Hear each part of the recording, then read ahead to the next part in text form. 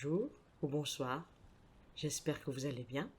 Nous découvrons ensemble aujourd'hui une histoire de Sherlock Holmes et du docteur Watson. La nouvelle s'intitule L'homme à la lèvre tordue. Isa Whitney, frère de feu Elias Whitney, docteur en théologie, principal du collège de théologie Saint-Georges, s'adonnait fort à l'opium. Cette habitude prit possession de lui, à ce que l'on m'a dit, à la suite d'une sotte fantaisie, alors qu'il était au collège. Il avait lu la description que fait de Quincy de ses sensations et de ses rêves de fumeur d'opium, et il avait imprégné son tabac de laudanum pour essayer d'obtenir les mêmes effets. Il trouva, comme autant d'autres, qu'il est plus facile de contracter cette habitude que de s'en défaire, et pendant de longues années, il continua d'être l'esclave de la substance. En même temps qu'il était, pour ses amis et pour les siens, l'objet d'un mélange de pitié et d'horreur. Même à présent, il me semble le voir encore épave et ruine, d'un noble caractère, tout recroquevillé dans son fauteuil, avec sa face jaune et pâteuse, ses paupières tombantes et ses pupilles réduites comme des pointes d'épingle. Un soir, c'était en juin 1889, quelqu'un sonna à ma porte. À cette heure, où l'on commence à bâiller et à regarder l'horloge, je me redressai sur ma chaise et ma femme posa sur ses genoux son travail à l'aiguille avec une grimace de déception. « Un malade, dit-elle, tu vas être obligé de sortir ?» Je ronchonnai, car je venais de rentrer après une dure journée. Nous entendîmes la porte s'ouvrir, puis quelques mots précipités, et enfin des pas rapides sur le linoléum. Notre porte s'ouvrit brusquement, et une dame vêtue de sombre et avec un voile noir entra dans la pièce. « Vous m'excuserez de venir si tard, commença-t-elle. Et soudain, perdant toute maîtrise d'elle-même, elle courut vers ma femme, lui jeta les bras autour du cou et se mit à sangloter sur son épaule. « Oh, j'ai tant de peine, s'écria-t-elle. J'ai tant besoin qu'on m'aide un peu. En quoi, dit ma femme. Et, relevant le voile, c'était Kate Whitney. Comme vous m'avez fait peur, je n'avais à votre entrée pas idée de qui vous étiez. Je ne savais que faire, et alors je suis venu tout droit vers vous. C'est toujours comme cela, les gens en peine venaient vers ma femme, comme les oiseaux vers un phare. C'est toujours gentil d'être venu. Maintenant, vous allez prendre un peu de vin et d'eau, vous asseoir confortablement et nous raconter tout ça. À moins que vous n'aimiez mieux que j'envoie James se coucher. Oh non, non, j'ai aussi besoin de l'avis et de l'aide du docteur. C'est à propos d'Isa. Il n'est pas rentré depuis 2 jours, et j'ai si peur pour lui. Ce n'était pas la première fois qu'elle nous avait parlé des ennuis que lui causait son mari. À moi comme médecin et à ma femme comme à une vieille amie et camarade de classe. Nous la calmâmes et la réconfortâmes avec les meilleures paroles que nous pûmes trouver. Savait-elle où était son mari? Nous est-il possible de le lui ramener? Cela semblait possible, elle avait des renseignements très affirmatifs. Depuis quelque temps, quand la crise le prenait, son mari se rendait dans un bouge, une fumerie d'opium, tout à fait à l'est de la cité. Jusqu'ici, ses débauches s'étaient bornées à une seule journée, et il était toujours rentré le soir, chancelant et épuisé. Mais cette fois, la crise avait duré 48 heures, et sans doute il était là-bas, prostré parmi les lits des docks, en train d'aspirer le poison ou de dormir pour en dissiper les effets. C'était là qu'on le trouverait, elle en était sûre, à la barre d'or, dans Upper Swandam Lane. Mais que faire? Comment une femme jeune et timide, comme elle, pouvait-elle s'introduire dans un tel endroit pour arracher son mari à ce monde de gens sans aveu? Telle était la situation, et naturellement, il n'y avait qu'une issue. Ne pourrais-je pas l'accompagner là-bas? Puis, en y réfléchissant, pourquoi même viendrait-elle? J'étais le médecin consultant d'Isa Whitney, et en cette quantité, j'avais sur lui quelques influences. Je pourrais m'en tirer seul. Je fis la promesse formelle que je le renverrais chez lui en fiacre d'ici 2 heures au plus, s'il était bien à l'adresse qu'elle m'avait donnée. 10 minutes plus tard, ayant quitté mon fauteuil et mon confortable studio, je roulai à toute vitesse en fiacre, vers l'est de la ville, chargé, à ce qu'il me semble, d'une étrange mission, encore que l'avenir seul pût me montrer à quel point elle allait être étrange. Mais il ne se présenta guère de difficultés dans la première étape de mon aventure. Upper Swandam Lane est une ignoble ruelle tapie derrière les quais élevés, qui longe le côté nord de la rivière, à l'est du pont de Londres. Entre un magasin de confection et un assommoir dont on approche par un perron qui conduit à un passage noir comme la bouche d'un four, j'ai trouvé le bouge que je cherchais. Donnant à mon cocher l'ordre de m'attendre, j'ai descendu les marches creusées, au centre par le piétinement incessant des ivrognes, et à la lumière vacillante d'une lampe à huile placée au-dessus de la porte, j'ai trouvé le loquet, et je me suis avancé dans une longue pièce basse, toute remplie de la fumée, brune, épaisse et lourde de l'opium, avec de chaque côté des cabines en bois. À travers l'obscurité, on distinguait vaguement des corps gisants, dans des poses étranges et fantastiques, des épaules voûtées, des genoux repliés, des têtes rejetées en arrière, des mentons qui se dressaient vers le plafond, et çà et là un œil sombre, vitreux, qui se retournait vers le nouveau venu.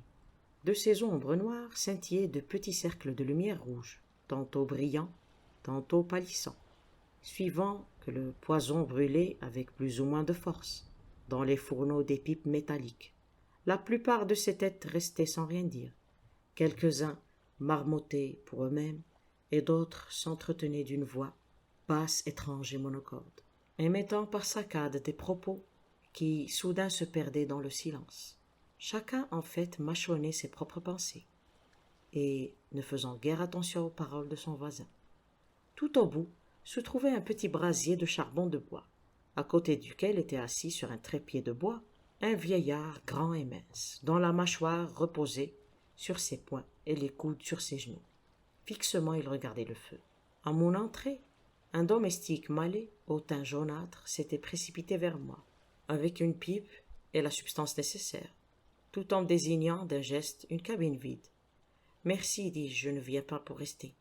Il y a ici un de mes amis, M.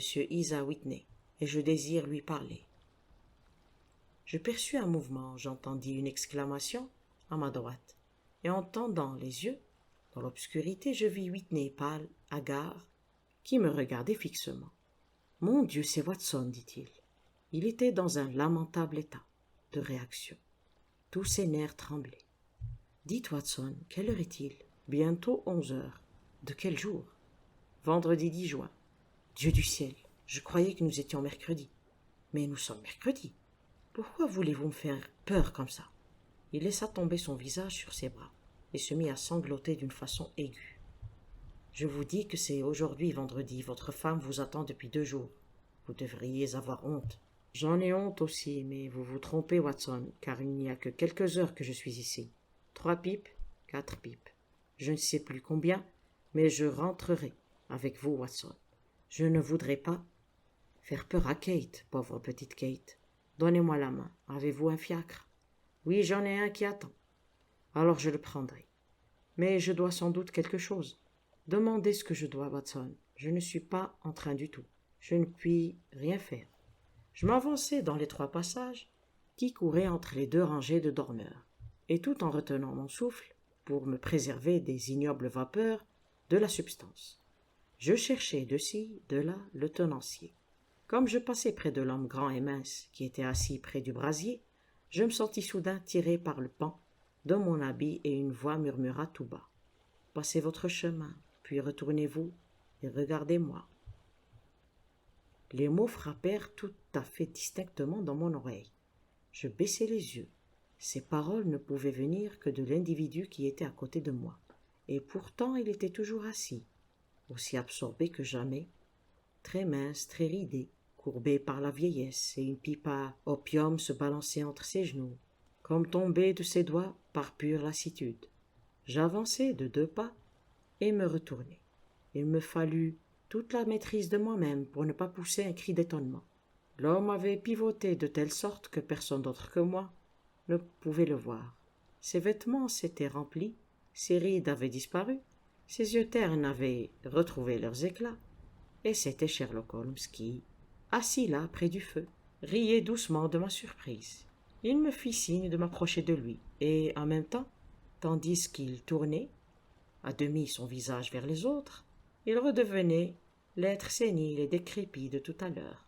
« Holmes, murmurai-je, Que diable faites-vous dans ce bouge? Aussi bas que possible, répondit-il, j'ai d'excellentes oreilles. Si vous aviez la bonté de vous débarrasser de votre imbécile d'ami, je serais enchanté de causer un peu avec vous. J'ai un fiacre à la porte. Alors je vous en prie, renvoyez-le avec ce fiacre.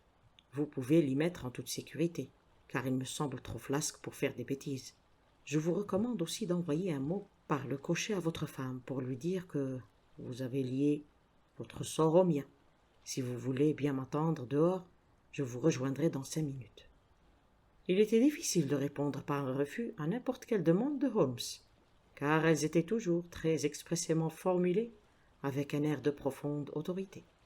Je sentais d'ailleurs qu'une fois Whitney enfermé dans le fiacre, ma mission était pratiquement remplie. Et quant au reste, je ne pouvais rien souhaiter de mieux que de me retrouver associé avec mon ami pour une de ces singulières aventures, qui était la condition normale de son existence. En quelques minutes, j'avais écrit mon billet, payé les dépenses de Whitney, j'avais conduit celui-ci au fiacre, et je l'avais vu emmener dans l'obscurité. Quelques instants après, un être décrépit sortit de la fumerie d'opium, et je m'en allai dans la rue avec Sherlock Holmes. Dans les 2 premières rues, il marcha le dos voûté en traînant la jambe, d'un pas incertain. Puis, après un regard aux alentours, il se redressa et partit soudain d'un cordial éclat de rire. Je suppose, Watson, que vous imaginez qu'outre mes injections de coco, je me suis mis à fumer de l'opium, et que cela s'ajoute à toutes ces autres petites faiblesses à propos desquelles vous m'avez favorisé de vos vues professionnelles. J'ai certes été surpris de vous trouver là, pas plus que moi de vous y trouver. Je venais chercher un ami, et moi chercher un ennemi. Un ennemi? Oui, un de mes ennemis naturels, ou dirais-je mieux, de mes proies naturelles. En bref, Watson, je suis au beau milieu d'une enquête très remarquable, et j'ai espéré trouver une piste dans les divagations incohérentes de ces abrutis, comme je l'ai fait auparavant. Si l'on m'avait reconnu dans ce bouge, ma vie n'aurait pas valu qu'on l'achetât pour 1 heure, car je me suis servi de ce bouge dans le passé pour mes propres fins. Et cette canaille de Lascar, qui en est le tenancier, a juré de se venger de moi. Il existe sur le derrière du bâtiment, près du coin du quai de Saint-Paul, une trappe qui pourrait raconter d'étranges histoires, surtout ce à quoi la livrait passage par des nuits sans lune. Quoi? Vous ne parlez pas de cadavres? Si donc, des corps, Watson. Nous serions riches, Watson, si nous avions autant de milliers de livres qu'on a mis à mort de pauvres diables dans ce bouge. C'est le plus abject piège à assassins sur tout le cours de la rivière, et je crains fort que Neville Sinclair n'y soit entré pour n'en jamais sortir. Mais notre voiture doit être ici. Il mit ses 2 index entre ses dents et siffla d'une façon aiguë, signal auquel, dans le lointain, on répondit par un sifflement pareil, et qui fut suivi d'un bruit de roues et du trot des sabots d'un cheval. « Et maintenant, Watson, dit Holmes, tandis qu'une charrette s'avançait rapidement dans l'obscurité, en projetant par ses lanternes latérales 2 tunnels de lumière jaune. Vous venez avec moi, hein? Si je peux vous être utile. Un ami loyal est toujours utile, et un chroniqueur plus encore. Ma chambre aux cèdres a 2 lits. Les cèdres? Oui, c'est la maison de M. Sinclair. J'y demeure pendant que je mène mon enquête. Où est-ce donc? Près de Lee, dans le Kent. Nous avons une course de 7 milles devant nous. Mais je suis toujours dans l'obscurité. Exact, mais vous allez tout savoir. Sautez là. Ça va, Jean. Nous n'aurons plus besoin de vous. Prenez cette demi-couronne. Venez me chercher demain vers 11 heures. Laissez aller. Au revoir. Il toucha le cheval avec son fouet, et nous partîmes au grand galop, à travers une interminable succession de rues sombres et désertes, qui s'élargirent graduellement. Nous nous trouvâmes bientôt, emmenés comme le vent sur un large pont garni de parapets, la rivière boueuse coulait paresseusement au-dessus. Plus tard s'étendait un autre désert, de briques et de mortier. Le silence n'en était rompu que par le pas lourd et régulier de l'agent de police ou par les chants et les cris de fêtards attardés. Un nuage déchiqueté flottait lentement dans le ciel et une étoile ou 2 scintillait çà et là, entre les déchirures des nuages. Holmes conduisait en silence, la tête inclinée sur sa poitrine, de l'air d'un homme perdu dans ses pensées. Cependant, Assis auprès de lui, j'étais curieux de savoir ce que pouvait bien être cette nouvelle enquête qui semblait si fort lui occuper l'esprit. Nous avions couvert plusieurs milles et nous allions parvenir aux abords de la ceinture de villas de la banlieue, quand il se secoua, haussa les épaules et alluma sa pipe avec toute l'apparence d'un homme qui s'est rendu compte qu'il a agi pour le mieux. « Vous avez une grande faculté de silence, Watson, dit-il. Cela fait de vous un compagnon inappréciable. À parole, c'est une grande chose d'avoir quelqu'un à qui ne pas parler, car mes pensées ne sont pas toujours des plus plaisantes. J'étais en train de me demander ce que je dirais à cette chère petite femme tout à l'heure, quand elle viendrait à notre rencontre à la porte. Vous oubliez que je ne suis au courant de rien. J'aurai juste le temps de vous donner les faits de l'affaire avant d'arriver à Lee. Tout semble absurdement simple, et pourtant, malgré tout, je ne peux rien trouver qui me permette le moindre progrès. Il y a une quantité de fils, sans doute, mais je suis incapable d'en saisir le bout. Maintenant, je vais vous exposer le cas, avec netteté et concision, Watson. Et peut-être percevrez-vous une étincelle là où tout est obscur pour moi. Allez-y donc. Il y a quelques années, pour être précis en mai 1884, vint à Lee un monsieur du nom de Neville Sinclair qui paraissait avoir beaucoup d'argent. Il prit une grande villa, en fit très joliment arranger les jardins et d'une façon générale y vécut sur un grand pied. Peu à peu, il se fit des amis dans le voisinage et en 1886, il épousa la fille d'un brasseur de la ville. Il a eu d'elle, à ce jour, 2 enfants. Il n'avait pas d'occupation permanente, mais détenant des intérêts dans plusieurs sociétés, il allait à Londres en général le matin pour rentrer chaque soir par le train, qui part de la gare de Cannon Street à 5h14. M. Sinclair a maintenant 37 ans. C'est un homme aux habitudes sobres. Bon mari, père très affectueux et très estimé de tous ceux qui le connaissent. Je peux ajouter que ses dettes, à l'heure présente, s'élèvent autant que nous avons pu nous en rendre compte à 88 000 livres et 10 shillings, alors qu'il a à son compte 220 livres à la banque de la ville et des comités. Il n'y a donc aucune raison de penser que ce sont des ennuis d'argent qui l'ont tracassé. Lundi dernier, M. Neville Sinclair est parti pour Londres un peu plus tôt que d'ordinaire, et avant de partir, il avait fait la remarque qu'il avait à faire 2 commissions importantes, et qu'il rapporterait à son petit garçon, en rentrant, une boîte de cubes.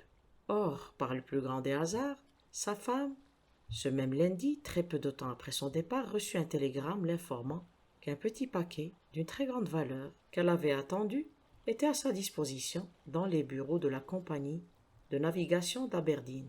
Or, si vous connaissez bien votre Londres, vous savez que le siège de cette compagnie se trouve dans Frenay Street, une rue qui bifurque d'Upper Swandam Lane, où vous m'avez trouvé ce soir.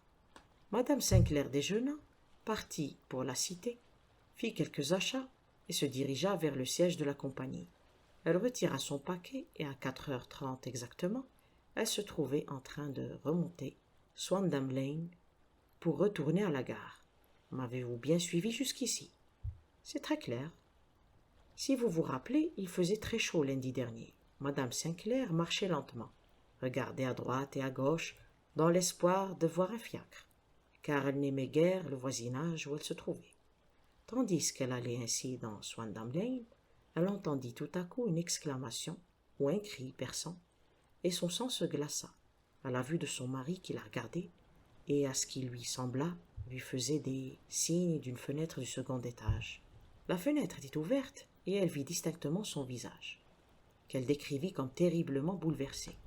Il agitait ses mains frénétiquement dans sa direction à elle, puis il disparut de la fenêtre, si rapidement qu'il semblait avoir été attiré à l'intérieur par une force irrésistible.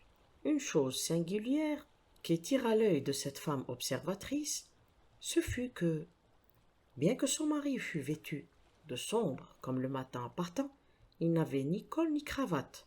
Convaincue qu'il lui était arrivé quelque chose, elle dégringola les marches, car la maison n'était autre que cette fumerie d'opium où vous m'avez trouvé. Elle traversa en courant la pièce du devant et tenta de grimper l'escalier qui menait au premier étage. Au pied de l'escalier, toutefois, elle rencontra cette canaille de Lascar dont je vous ai parlé. Il l'écarta et, aidé d'un Danois qui lui sert d'employé, la rejeta dans la rue. En proie aux craintes et aux doutes les plus affolants, elle courut en toute hâte dans les ruelles et par un heureux hasard elle rencontra, dans Friend Street, quelques agents de police qui, avec un brigadier, partaient faire leur ronde. Le brigadier et 2 hommes revinrent avec elle, et, malgré la résistance obstinée du propriétaire, ils se dirigèrent vers la pièce où M. Sinclair avait été aperçu en dernier lieu. Là, aucune trace de lui. En fait, dans tout l'étage, on ne put trouver personne, à part un misérable estropié, hideux d'aspect, qui, paraît-il, logeait là, et celui-ci et Lascar jurèrent avec force que, toute l'après-midi, il n'y avait eu personne dans l'autre pièce du devant. Leur dénégation était si ferme que le brigadier en fut ahuri et on était presque arrivé à croire que Madame Sinclair s'était trompée, quand, en poussant un cri, elle s'élança vers une petite boîte en bois blanc posée sur la table, et en souleva brusquement le couvercle. Il en tomba une cascade de cubes d'enfant. C'était le jouet qu'il avait promis de ramener à la maison. Cette découverte et la confusion de l'estropié firent que le brigadier se rendit compte que l'affaire était sérieuse. On examina soigneusement les pièces et tous les résultats concluaient à un crime abominable. La première pièce, simplement meublée, communiquait avec une petite chambre à coucher qui donnait sur le derrière d'un des quais. Entre le quai et la fenêtre de la chambre à coucher se trouvait une bande de terrain étroite qui, séchée à marée basse, est recouverte à marée haute, de plus d'1,30 m d'eau. La fenêtre de la chambre à coucher, assez large, s'ouvrit du bas. En l'examinant, on découvrit des traces de sang sur le seuil de la fenêtre, et on voyait des gouttes de sang çà et là, sur le plancher de la chambre à coucher. Jeté derrière un rideau de la première pièce, on trouva tous les vêtements de M. Neville Sinclair, exception faite de son costume, ses chaussettes, son chapeau, ses chaussures, sa montre. Tout était là. D'ailleurs, aucune trace de violence sur tous ses vêtements, et nulle autre trace de M. Neville Sinclair. Selon toute apparence, il a dû sortir par la fenêtre, car on n'avait pu découvrir d'autre sortie, et les taches de sang sur le seuil font mal augurer d'une éventuelle fuite à la nage, car la marée était à son plus haut au moment de la tragédie. Et maintenant que je vous parle des canailles qui semblaient directement impliqués dans l'affaire. On connaissait Lascar par ses antécédents lamentables, mais comme on savait, par le récit de Madame Sinclair, qu'il se trouvait au pied de l'escalier après l'apparition de son mari à la fenêtre, il était difficile de le considérer comme autre chose que complice du crime. Sa défense fut qu'il ignorait absolument tout, et il déclara énergiquement tout ignorer des faits et gestes de Hugh Boone, son locataire, et ne pouvoir en aucune façon expliquer la présence des vêtements du disparu. Suffit pour Lascar le tenancier. Parlons maintenant du sinistre estropié qui occupe le second étage de la fumerie, et qui fut certainement le dernier à voir Neville Sinclair. Son nom est Hugh Boone, et sa face hideuse est familière à tous ceux qui fréquentent la cité. C'est un mendiant professionnel, bien que pour éluder les ordonnances de la police, il prétende exercer un petit commerce d'allumettes bougies, à quelque distance, en descendant Threadneedle Street. Du côté gauche, le mur fait un petit angle, comme vous avez pu le remarquer. C'est là que cet individu vient s'asseoir tous les jours, les jambes croisées, sa toute petite provision d'allumettes sur ses genoux. Comme c'est un spectacle pitoyable, une petite pluie d'aumônes tombe sur la casquette de cuir graisseuse qu'il pose sur le trottoir à côté de lui. J'ai plus d'une fois observé le bonhomme, sans penser jamais que j'aurais à faire sa connaissance par nécessité professionnelle, et j'ai toujours été surpris de la moisson qu'il récoltait en peu de temps. Son aspect, voyez-vous, est si remarquable que personne ne peut passer près de lui sans y prêter attention. Une touffe de cheveux jaunes, un visage pâle défiguré, et une horrible cicatrice qui, en se contractant, a retourné le bord externe de sa lèvre supérieure, un menton de bulldog, une paire d'yeux très perçants et noirs, qui offre un contraste singulier avec la couleur de ses cheveux. Tout cela le distingue de la foule ordinaire des mendiants, comme on distingue aussi son esprit, car il a toujours une réplique toute prête à n'importe quelle plaisanterie que les passants peuvent lui lancer.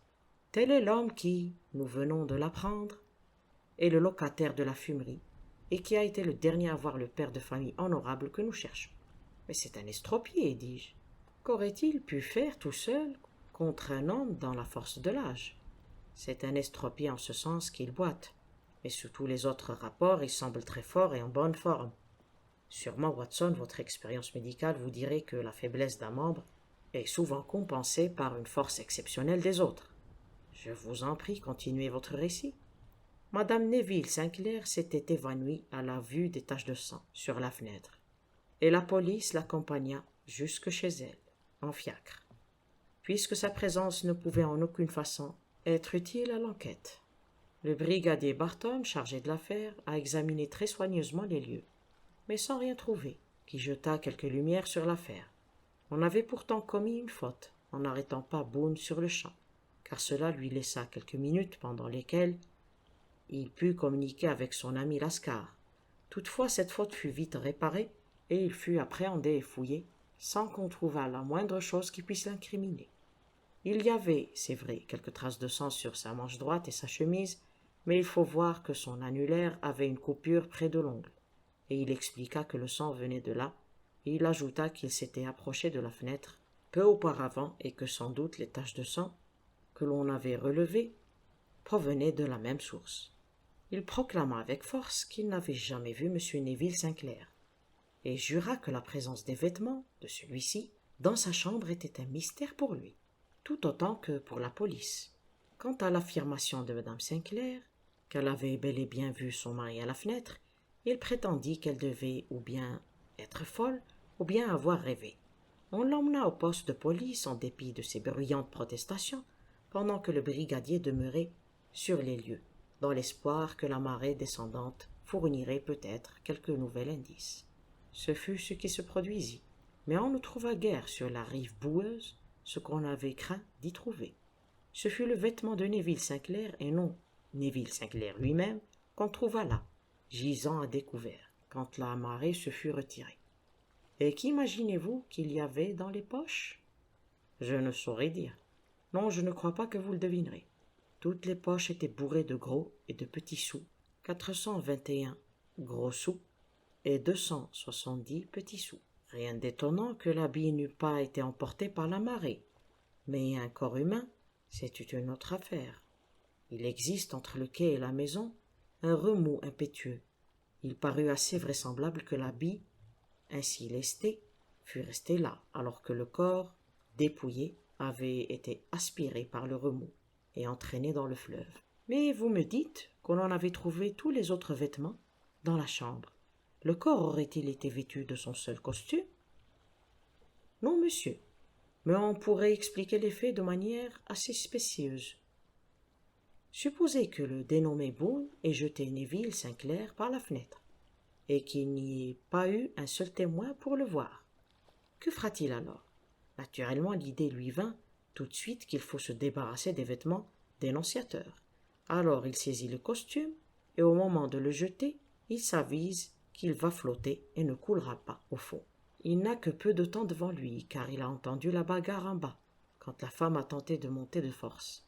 Peut-être aussi a-t-il su, par son complice, Lascar, que la police accourt dans la rue.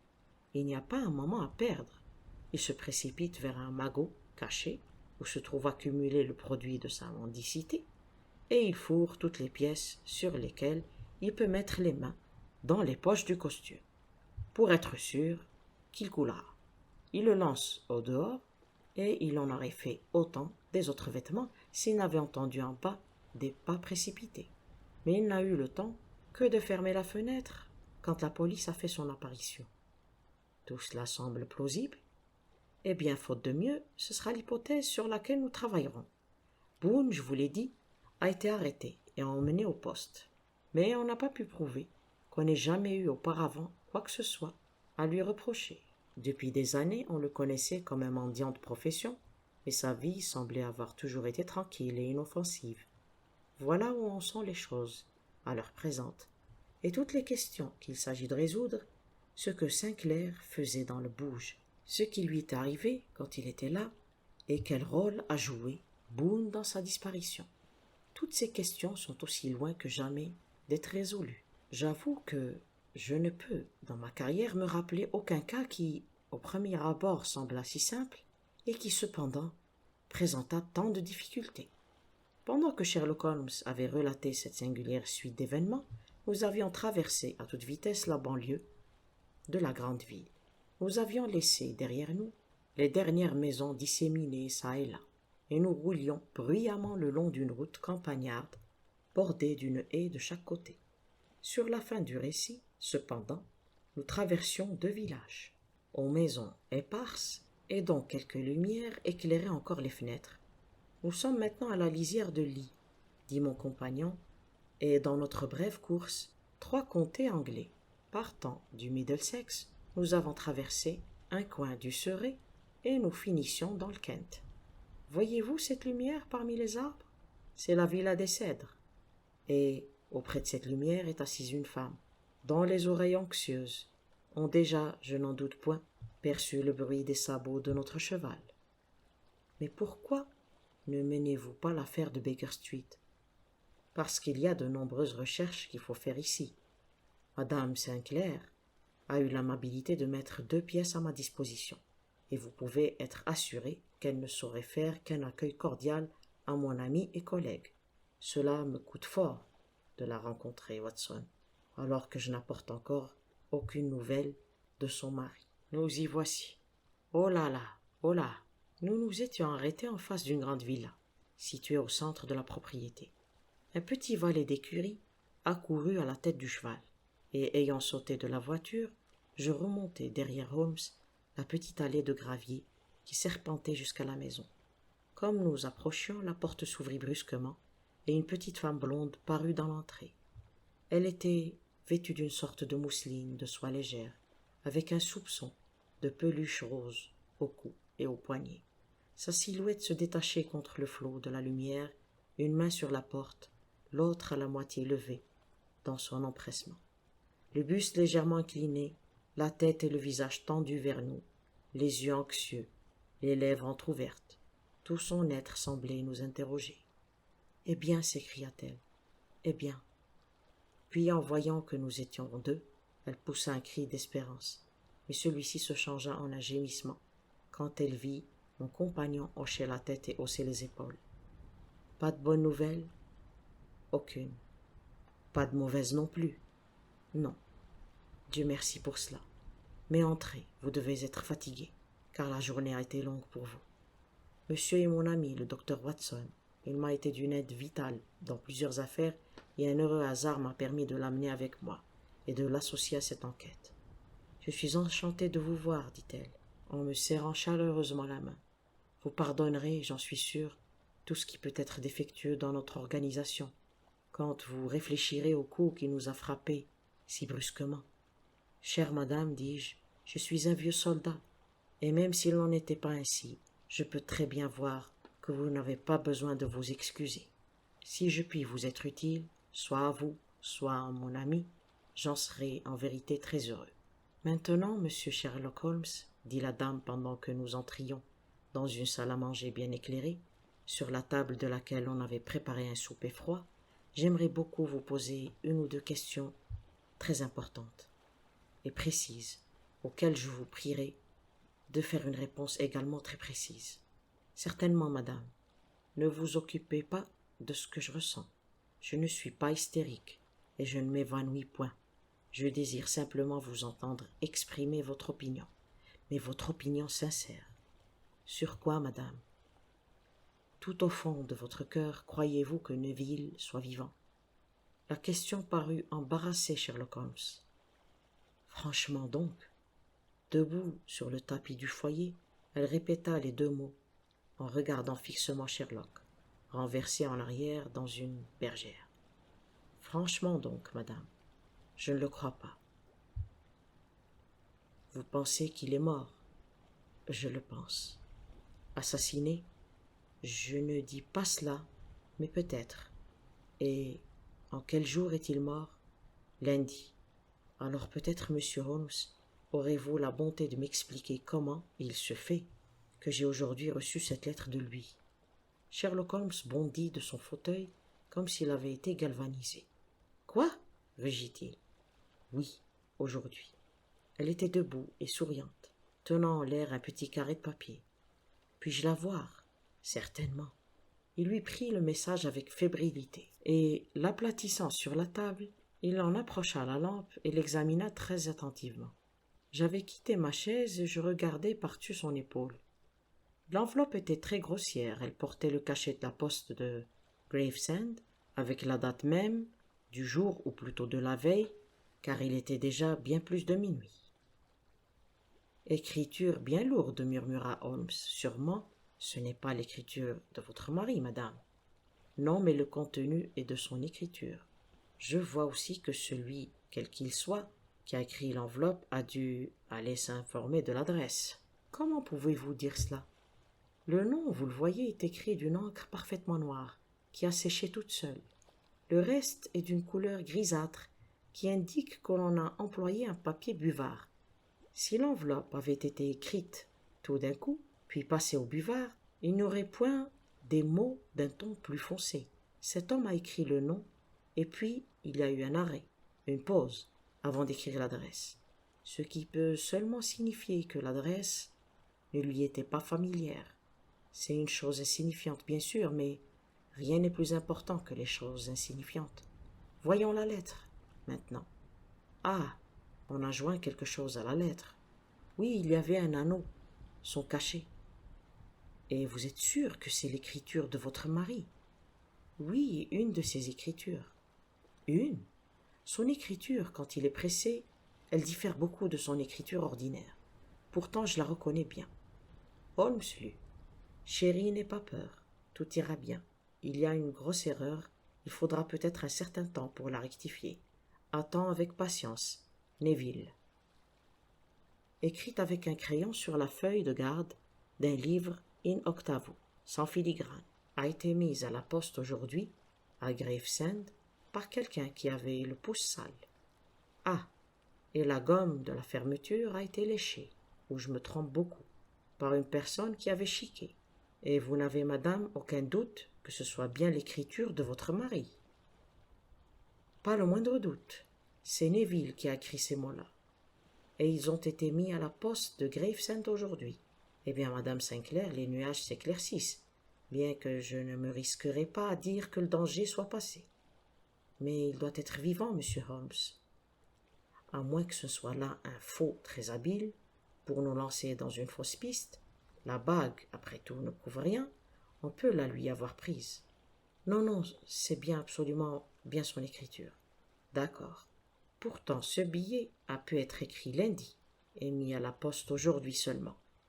C'est possible. S'il en est ainsi, bien des choses ont pu survenir depuis. Oh, il ne faut pas me décourager, monsieur Holmes. Je sais qu'il ne court aucun danger. Il y a entre nous tant d'affinités que s'il lui arrivait malheur, je le saurais. Je le sentirais. Le jour même où je l'ai vu pour la dernière fois, il s'est coupé. Il était dans la chambre à coucher, et moi, de la salle à manger où j'étais, je me suis sur-le-champ précipité au premier étage, car j'étais certaine que quelque chose venait de lui arriver. Croyez-vous que j'aurais été sensible à une telle bagatelle, et que malgré cela, j'ignorerais sa mort? J'ai vu trop de choses pour ne pas savoir que les impressions d'une femme peuvent avoir plus de poids que les conclusions analytiques d'un logicien. Et vous avez certainement, en cette lettre, une preuve importante pour corroborer votre façon de voir. Mais si votre mari est vivant, et s'il peut écrire, pourquoi reste-t-il loin de vous? Je ne saurais l'imaginer, c'est inconcevable. Et lundi avant de vous quitter, n'a-t-il fait aucune remarque? Non. Et vous avez été surprise de le voir dans Swandam Lane? Très surprise. La fenêtre était-elle ouverte? Oui. Alors, il aurait pu vous appeler, c'est vrai. Et d'après ce que je sais, il a seulement poussé un cri inarticulé. Oui.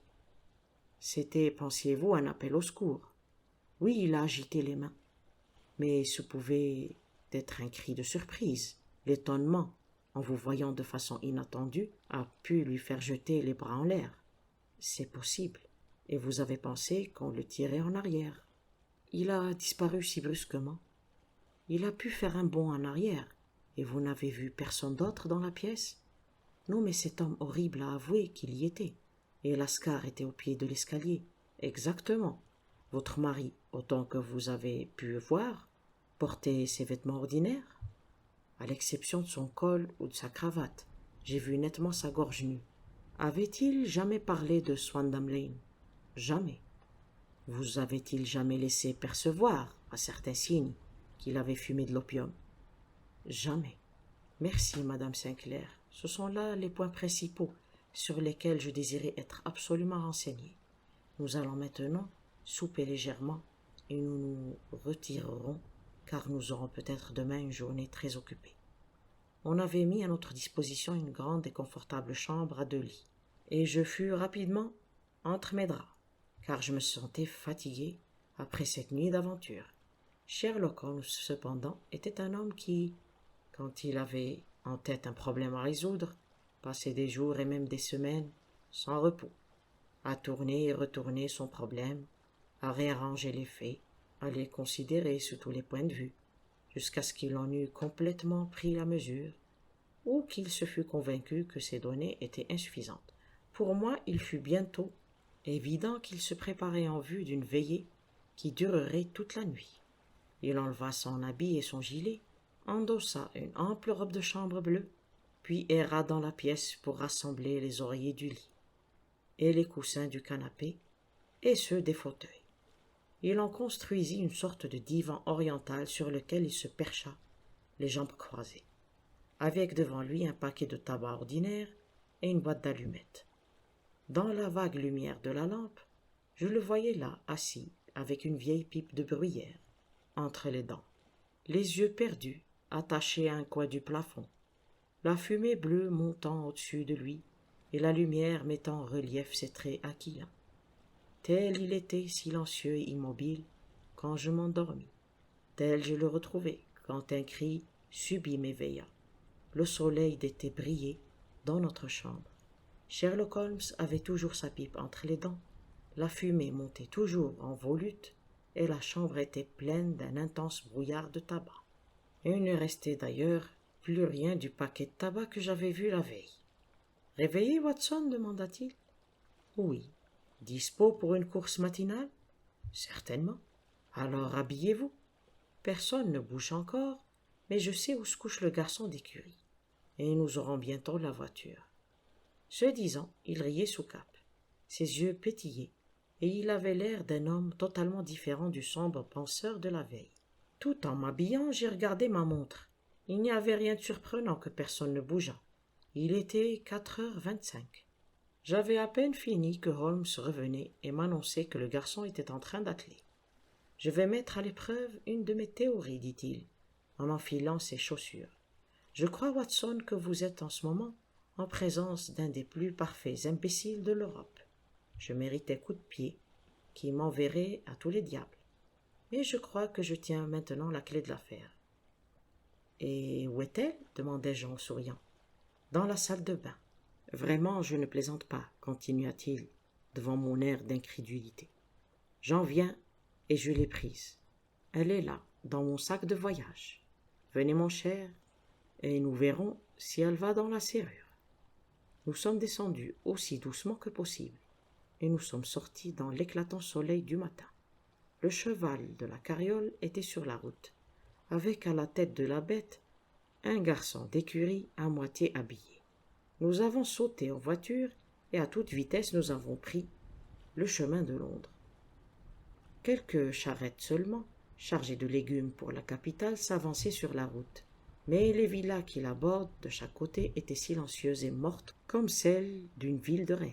« Sous certains rapports, dit Holmes en touchant du fouet le cheval pour lui faire prendre le galop, j'avoue que j'ai été aussi aveugle qu'une taupe. Mais quand il s'agit d'apprendre la sagesse, mieux vaut tard que jamais. En ville, les tout premiers levés encore à demi endormis commençaient tout juste à mettre le nez à la fenêtre, que nous roulions déjà le long des rues du côté du Surrey. Suivant la route du pont de Waterloo, nous avons traversé la rivière et, tournant brusquement à droite, pour Wellington Street, nous nous sommes retrouvés dans Bow Street. Sherlock Holmes était bien connu au commissariat central et les 2 agents de la porte le saluèrent. L'un d'eux tint la bride du cheval pendant que l'autre nous faisait entrer. Qui est de service demanda Holmes. L'inspecteur Bradstreet, monsieur. Ah, Bradstreet, comment allez-vous? Un fonctionnaire, grand et corpulent, s'était avancé dans le couloir d'allée. Il avait sur la tête un calot pointu et était vêtu d'un habit à brandebourg. Je voulais vous dire 2 mots, Bradstreet. Certainement, monsieur Holmes. Entrez dans ma pièce ici. C'était une pièce qui avait des airs de bureau avec un énorme registre sur la table et un téléphone à demi encastré dans le mur. L'inspecteur s'assit à son pupitre. « Et que puis-je pour vous, monsieur Holmes ?» C'est à propos de ce mendiant Boone, celui qui est impliqué dans la disparition de monsieur Neville Sinclair, de Lee. Oui, on l'a amené ici hier et on le garde à notre disposition pour plus ample information. C'est ce qu'on m'a dit. Vous l'avez ici? En cellule. Est-il calme? Oh, il ne donne aucun embarras, il est seulement d'une saleté. Sale? Oui, c'est tout ce que nous pouvons faire que de le faire se laver les mains et son visage, et aussi noir que celui d'un ramoneur. Ah, son affaire réglée. On lui fera prendre quelque chose comme bain, je vous le promets, et je crois que si vous le voyez, vous seriez d'accord avec moi pour dire qu'il en a besoin. Je voudrais bien le voir. Vraiment? C'est facile. Venez par ici. Vous pouvez laisser votre sac. Non, je crois que je vais le prendre. Très bien, venez par ici, s'il vous plaît. Il nous guida le long d'un couloir, ouvrit une porte barricadée, descendit un escalier tournant et nous amena dans un corridor blanchi à la chaux, avec une rangée de portes de chaque côté. La 3e à droite, c'est la sienne, dit l'inspecteur. C'est ici. Il fit sans bruit glisser un panneau dans la partie supérieure de la porte et regarda à l'intérieur. Il regarda, dit-il, vous pouvez très bien le voir. Nous regardâmes tous les deux par le grillage. Le prisonnier était couché, le visage tourné vers nous. Il dormait d'un sommeil très profond. Il respirait lentement et avec bruit. C'était un homme de taille moyenne, pauvrement habillé, comme il convenait à sa profession. Il portait une chemise de couleur qui sortait par une déchirure de son vêtement en guenilles. Il était, comme le policier nous l'avait dit, extrêmement sale. Toutefois, la saleté qui couvrait son visage ne pouvait cacher sa laideur repoussante. Une large couture, résultant d'une vieille cicatrice, couvrait de l'œil au menton et, par sa contraction, avait retourné une partie de la lèvre supérieure, de telle sorte que 3 dents qui restaient perpétuellement visibles lui donnaient un air hargneux. Une tignasse de cheveux d'un rouge vif descendait sur ses yeux et sur son front. « C'est une beauté, hein ?» fit l'inspecteur. « Et il a certainement besoin qu'on le lave, observa Holmes. Je m'en doutais, et j'ai pris la liberté d'en apporter avec moi les moyens. » Tout en parlant, il ouvrit son sac de voyage et en sortit, à mon grand étonnement, une très grosse éponge de bain. « Aïe, aïe, vous êtes un rigolo, » dit l'inspecteur, en riant à demi. « Maintenant, si vous voulez bien avoir la grande amabilité d'ouvrir cette porte tout doucement, nous lui ferons bientôt prendre une figure beaucoup plus respectable. » Pourquoi pas, je n'y vois pas d'objection. Il ne fait pas honneur aux cellules de Bow Street, hein? Il glissa sa clé dans la serrure, et sans bruit, nous pénétrâmes dans la cellule. Le dormeur se tourna à demi, et tout de suite se remit à dormir profondément. Holmes se pencha sur la cruche d'eau, y mouilla son éponge, puis à 2 reprises, en frotta avec vigueur le visage du prisonnier, de haut en bas, de droite à gauche. « Permettez-moi de vous présenter, cria-t-il, M. Neville Sinclair, de Lee, dans le comté de Kent. Jamais de ma vie j'ai vu pareil spectacle. Le visage de l'homme pela sous l'éponge comme l'écorce d'un arbre. Disparurent également l'horrible cicatrice qui couturait ce visage et la lèvre retournée qui lui donnait son hideux ricanement. Une légère secousse détacha les cheveux roux emmêlés.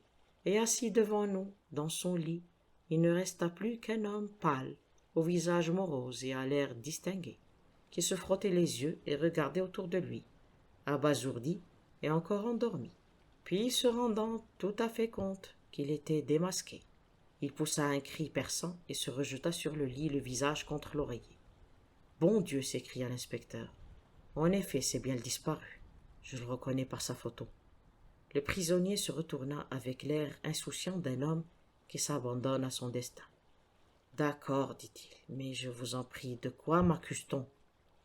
D'avoir fait disparaître M. Neville, ça... Oh, au fait, on ne peut pas vous accuser de ça, à moins qu'on ne vous poursuive pour tentative de suicide, dit l'inspecteur avec une grimace.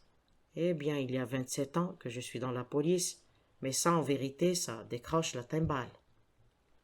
Si je suis M. Neville Sinclair, il est évident alors qu'il n'y a pas eu de crime et que, par conséquent, on me détient illégalement. Il n'y a pas eu de crime, dit M. Holmes, mais une grosse erreur a été commise. Vous auriez mieux fait d'avoir confiance en votre femme. Ce n'était pas pour ma femme, c'était à cause de mes enfants, grommela le prisonnier. Seigneur, je ne voulais pas qu'ils eussent honte de leur père. Mon Dieu, être ainsi démasqué. Que faire? Sherlock Holmes s'assit à côté de lui, sur la couchette, et avec bonté lui tapa sur l'épaule. Si vous laissez un tribunal débrouiller la chose, dit-il, vous ne pourrez bien entendu éviter la publicité. D'autre part, si vous persuadez la police qu'il n'y a pas lieu d'intenter une action contre vous, il n'y a pas que je sache la moindre raison pour que les détails soient communiqués aux journaux.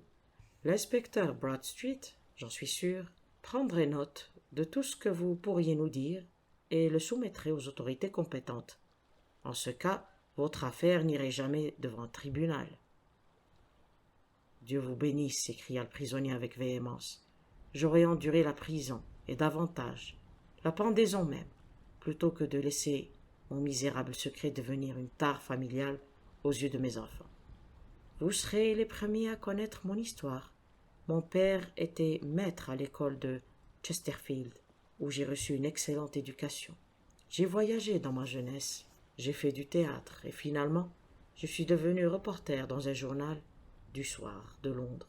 Un jour, mon rédacteur en chef désira avoir une série d'articles sur la mendicité dans la capitale, et je m'offris pour le faire. Ce fut le point de départ de toutes mes aventures. Ce n'était qu'en essayant de mendier, en amateur, que je pouvais entrer en possession des faits sur lesquels je bâtissais mes articles. Autant que j'étais acteur, j'avais naturellement appris tous les secrets de l'art de se grimer, et mon habileté m'avait rendu célèbre dans la profession.